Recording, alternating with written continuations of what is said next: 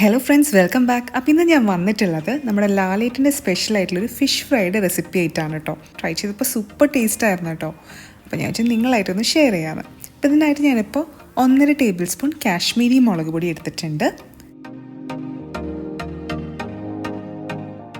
ഒരു 1/4 ടീസ്പൂൺ മഞ്ഞൾപ്പൊടി, കാലിനേക്കാൾ കുറച്ചുകൂടി കൂടിയാലും കുഴപ്പമൊന്നുമില്ല കേട്ടോ. 1/2 ടീസ്പൂൺ ഉപ്പ്.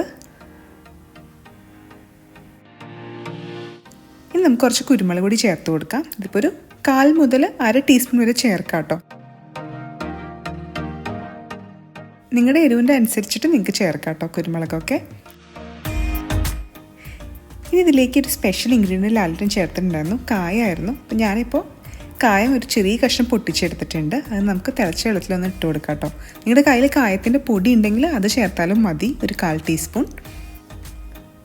പിന്നെ വേണ്ടത് 1 ടീസ്പൂൺ ഇഞ്ചി വെളുത്തുള്ളി പേസ്റ്റാണ്. അപ്പം ഞാൻ ഈ ഫിഷ് ഫ്രൈ ചെയ്യുന്നത് നെയ്മീൻ വെച്ചിട്ടാണ് കേട്ടോ. നിങ്ങൾക്ക് ഏത് മീൻ വെച്ചിട്ടും ചെയ്യാം. ലാലറ്റൻ ചെയ്തത് കാളാഞ്ചി എന്ന് പറഞ്ഞിട്ടൊരു മീൻ വെച്ചിട്ടാണ്. അപ്പോൾ നമ്മുടെ കായം ഇപ്പോൾ വെള്ളത്തിലിട്ടത് അത്യാവശ്യം അലിഞ്ഞ് വന്നിട്ടുണ്ട്. ഇതിൽ നിന്ന് നമുക്കൊരു 1-2 ടേബിൾ സ്പൂൺ വെള്ളം ചേർത്തിട്ട് ഈ മസാല നന്നായിട്ടൊന്ന് കുഴച്ചെടുക്കാം. അപ്പോൾ നമ്മുടെ മസാല ഇവിടെ റെഡി ആയിട്ടുണ്ട്. ഇനി നമുക്കിത് നമ്മുടെ മീനിലേക്ക് തേച്ച് കൊടുക്കാം. എല്ലാ ഭാഗത്തും നന്നായിട്ട് തേച്ച് പിടിപ്പിക്കുക കേട്ടോ.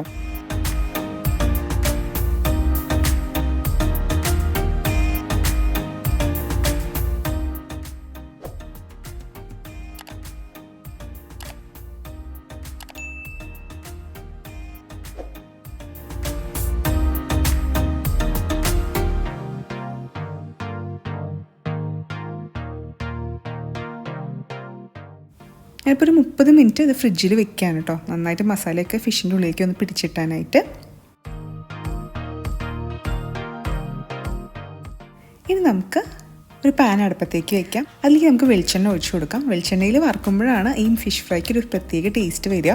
അപ്പോൾ എണ്ണയൊക്കെ നന്നായി ചൂടായി വന്നിട്ടുണ്ട്. ഇതിലേക്ക് നമുക്ക് കുറച്ചധികം തന്നെ കറിവേപ്പില ചേർത്ത് കൊടുക്കാം.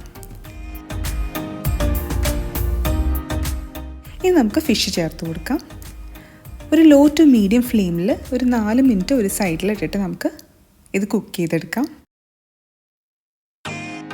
ഇതിൻ്റെ മുകളിലേക്ക് ഞാൻ കുറച്ച് എണ്ണ ഇതേപോലെ ഒന്ന് ഒഴിച്ചു കൊടുക്കുന്നുണ്ട് കേട്ടോ. മുകൾ ഭാഗം അങ്ങനെ ഡ്രൈ ആയി പോകാണ്ടിരിക്കാൻ വേണ്ടിയിട്ടാണ്.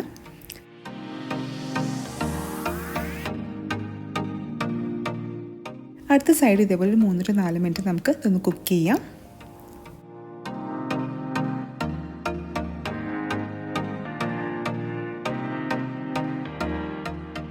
അപ്പോൾ നമുക്ക് ബാക്കി കുറച്ച് മസാല ഉണ്ടായിരുന്നു, അത് ഞാൻ ഇതിൻ്റെ സൈഡിലേക്ക് ഇട്ട് കൊടുക്കുകയാണ് കേട്ടോ. അതും ചെറിയ ലോ ഫ്ലെയിമിൽ കിടന്നിട്ട് ഒന്ന് റോസ്റ്റായിട്ട് വരുമ്പോൾ നല്ല ടേസ്റ്റാണ്. എനിക്ക് ഈ ഫിഷിൻ്റെ കൂടെയുള്ള ഈ മസാല ഉണ്ടല്ലോ, അത് കൂട്ടിയിട്ട് ചോറ് കഴിക്കാൻ ഭയങ്കര ഇഷ്ടമാണ്. അപ്പോൾ ലാലേട്ടൻ അത് ചെയ്തിട്ടുണ്ടായിരുന്നില്ല. ഇത് എൻ്റെ ഒരു പേഴ്സണൽ ഇഷ്ടമാണ് കേട്ടോ ഇങ്ങനെ ചെയ്യണത്. ഫിഷ് മസാല ബാക്കി ഉണ്ടെങ്കിൽ ഇതേപോലെ ഞാൻ എണ്ണയിലേക്ക് ലാസ്റ്റ് ഇട്ട് കൊടുക്കാറുണ്ട്. അപ്പോൾ അതിൽ കിടന്ന് മൊരിഞ്ഞ് നല്ല ടേസ്റ്റ് ആയിരിക്കും ചോറിൻ്റെ കൂടെ കഴിക്കാനായിട്ട്. ഞാനിപ്പോൾ ഇതിലേക്ക് ഒരു 1/2 ടീസ്പൂൺ ഓയിലും കൂടി ഒഴിച്ചു കൊടുക്കുന്നുണ്ട്. അപ്പോൾ നിങ്ങൾക്ക് ആവശ്യം അനുസരിച്ചിട്ട് ഓയിൽ ഒഴിച്ചു കൊടുത്താൽ മതി.